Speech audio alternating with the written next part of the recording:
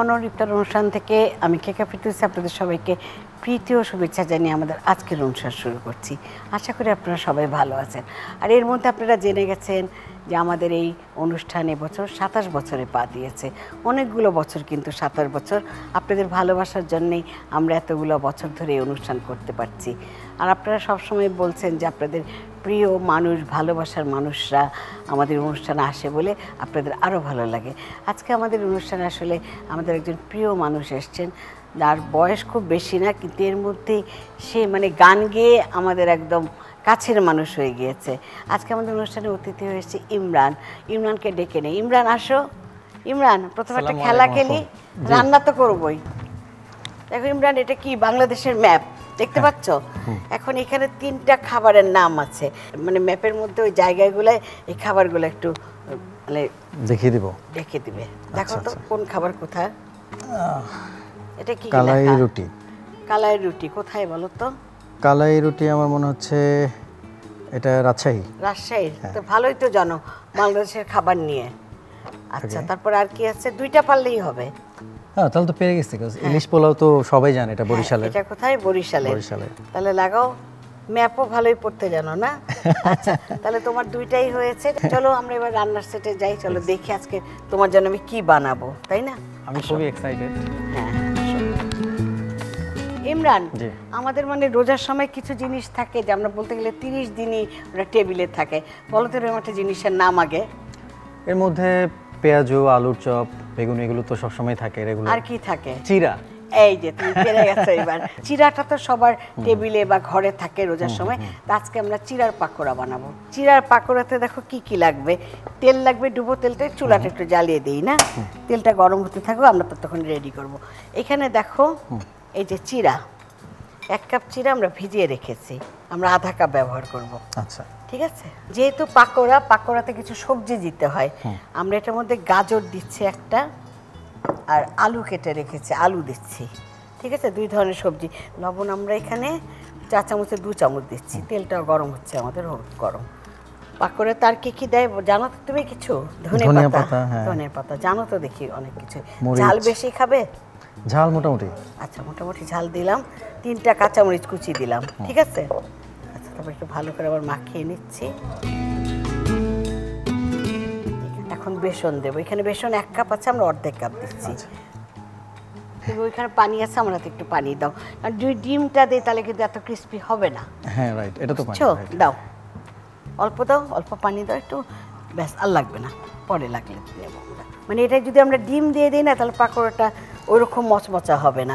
এই জন্য পানি দিয়ে মাখাচ্ছি। আমরা এখন পাকোড়াতে আরেকটা জিনিস দিইনি, সেটা হলো পেঁয়াজ। 1 কাপ আছে, আমরা অর্ধেক কাপ দিচ্ছি।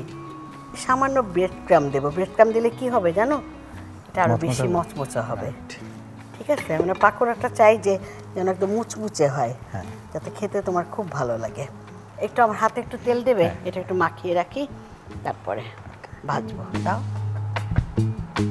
আচ্ছা ঠিক আছে। আর না, মানে হচ্ছে কি, রোজার সময় যখন আমরা কিছু বানাই সবসময় চেষ্টা করি একটু অল্প ছোট করে বানাতে, কারণ অনেকগুলো আইটেম থাকে। কিন্তু এমনি যখন সারা বছর যদি গেস্ট আসে, আমরা যদি কিছু বানাই, তখন কিন্তু একটু, আমি নিজে যেমন একটু কি করি, একটু বড় করে বানাই, তখন 3-4টা পাকোড়া খাওয়া যায়। কিন্তু রোজার সময় তো আমার অনেক কিছু থাকে, তেলটা এখনো ভালো করে গরম হয়নি, একটু হবে।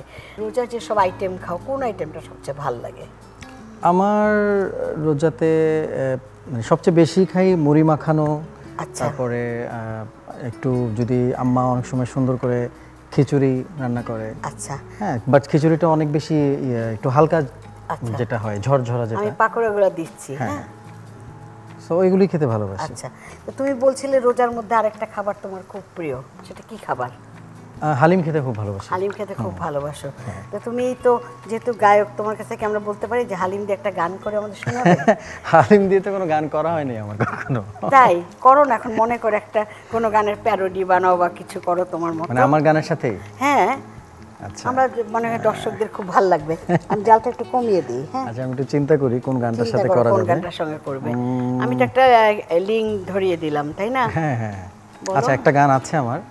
আমি এমন 1 কাপ হালিম চাই, এমন 1 কাপ হালিম চাই, যে হালিমে মাংস ছাড়া কোনো হাড্ডি নাই।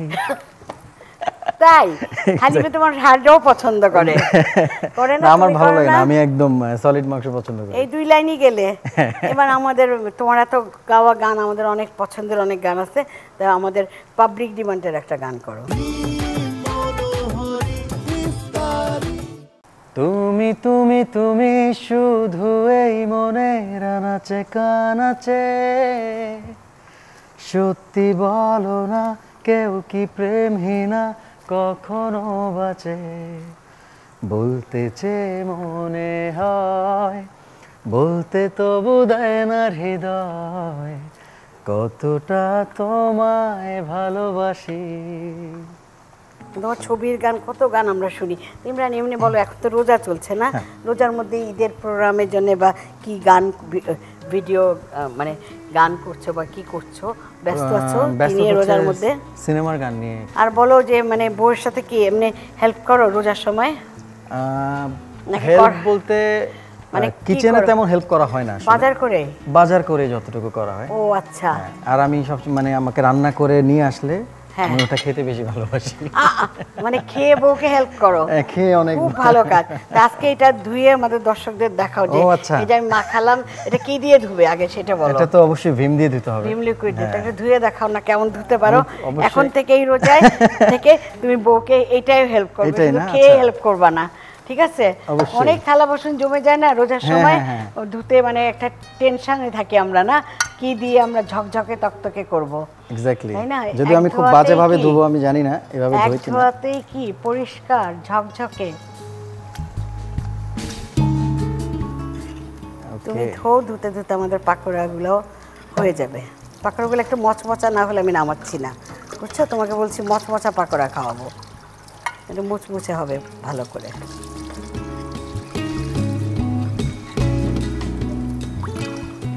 হ্যাঁ ইমরান, ধুতে ভালো লাগছে? ভালো লাগছে কিনা জানি না, বাট দেখেন পরিষ্কার হয়েছে কিনা দেখি। হ্যাঁ, বাহ, থ্যাংক ইউ ইমরান। ইমরান, ওই যে আমাদের নতুন ভিম লিকুইড এর বোতল এসছে, ওটার পিছনে কিছু লেখা আছে, একটু দর্শকদের পড়ে শোনাও না। জিতে নিন কেকা ফেরদৌসির সাথে রান্নার মাস্টার ক্লাস। বিষয়টা হচ্ছে, আপনি যদি কেকা আপার সাথে মাস্টার ক্লাসে অংশগ্রহণ করতে চান, তাহলে আপনার তৈরি করা যে কোনো রেসিপি, সেটা ছবি অথবা ভিডিও, ভিম লিকুইড হ্যাশট্যাগ লিখে সেটা আপনার প্রোফাইলে পোস্ট করুন, অথবা ভিম বাংলাদেশের যে অফিসিয়াল পেজ আছে সেটার ইনবক্সে সেন্ড করুন, তাহলেই আপনি সুযোগ পাবেন কেক আপার সাথে মাস্টার ক্লাসে অংশগ্রহণ করার। সো এটা অনেক বড় একটা অপরচুনিটি, আমার মনে হয় সবার নেওয়া উচিত। তুমিও তো আসবে, তোমাকে দেখে তাহলে আমার বউকে ইন্সপায়ার করব। তুমি আর তোমার বউ আসবে তাহলে আমার মাস্টার ক্লাসে, ঠিক আছে? আমরা দর্শকদের শুনে ভালো লাগলো যে ফ্রি তোমার কিছু গান শুনে নিতে পারবে ক্লাসে, ঠিক না? ঠিক আছে ইমরান, তাহলে বোতলটা ওখানে রেখে আসো। আমাদের এটা প্রায় হয়ে গিয়েছে, আমরা একটু মোচমোচে করে নামিয়ে ফেলছি। দেখো স্মেলটা ভালো আসছে। হ্যাঁ, আর একটু মুচমুচে না হওয়া পর্যন্ত অনেক কিছু দিয়েছি না, আর সবজি দেওয়াতেও কিন্তু একটু নরম হয়ে যায়। এই কারণে দেখো ডিমটা এখানে রেখেছি, আমি দিলাম না, যে দিলে পাকোড়াতে এত মুচমুচে হবে না, বুঝছো? সবজিগুলোর জন্য তো আলু আছে, গাজর আছে, ওগুলো থেকে তো একটু পানি বের হয়, বুঝছো? যার জন্যে মানে অত মুচমুচে হবে না। সেই কারণে আমি বললাম যে একটু পানি দিয়ে মাখিয়ে নিই, পানি আর তেল দিয়ে মাখালাম আমরা। তারপরে এটার মধ্যে আমরা ইচ্ছা করলে, এখন আমি দেইনি, তুমি ইচ্ছা করলে টমেটো কুচিও দিতে পারো। আচ্ছা, টমেটো কুচি দিলে একটু টক হবে। আবার ইচ্ছা করলে এটার মধ্যে তুমি ইচ্ছা করলে একটু তেঁতুলের যে পানি আছে সেটাও দিতে পারো। আর এটা যে মানে খাবে যখন, এর যে চিরা দিয়ে বানানো, মনেই হবে না তোমার, মানে এত সুস্বাদু এই পেঁয়াজুটা। সবাই তো বানায় না আসলে, এখন আমরা তুলবো। হ্যাঁ, পেঁয়াজুটা এই যে আমার কাছে একটা চামচ আছে সুন্দর, এটা দিয়ে একটু তেলটা ফেলে দেওয়া যায়, দেখো এইভাবে একটু করে, তারপর আমি তেলটা একটুখানি ফেলে তারপর উঠাচ্ছি।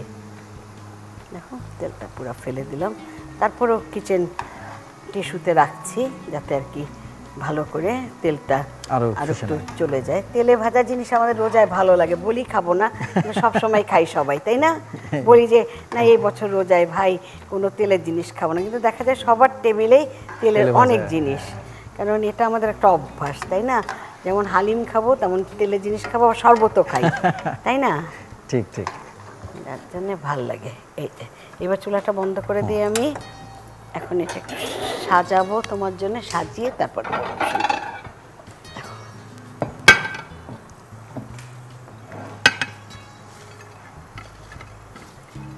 ক্রিস্পি হয়েছে তোমার জন্যে।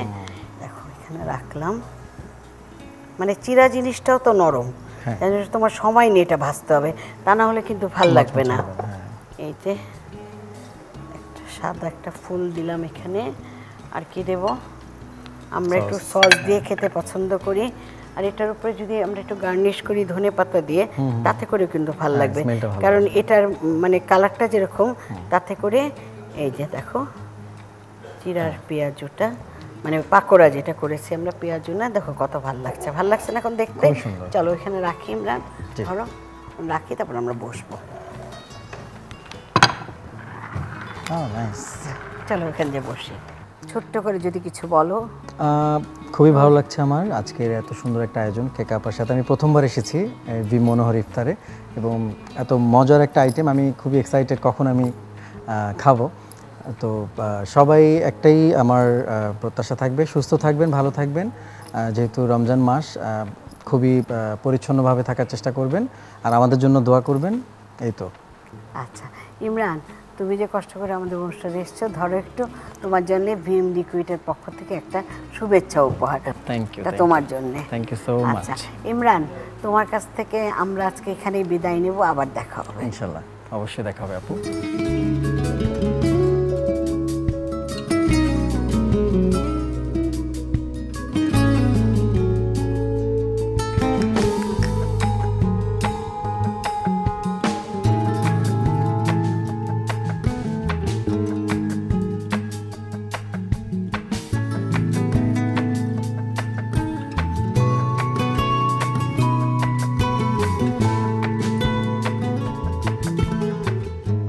এতক্ষণ আপনারা দেখলেন যে ইমরান আমার সাথে ছিল, আমি একটা অন্য রকমের পাকোড়া তৈরি করে দেখালাম, যা ছিল চিরার পাকোড়া। আমার মনে হয় আজকের অনুষ্ঠানটা আপনাদের সবার ভালো লেগেছে। আমি কেকা ফেরদৌসী ভীম মনোহর ইফতার অনুষ্ঠান থেকে আজ এখানেই বিদায় নিচ্ছি, আগামীকাল আবার সবার সঙ্গে দেখা হবে। খুদা হাফেজ।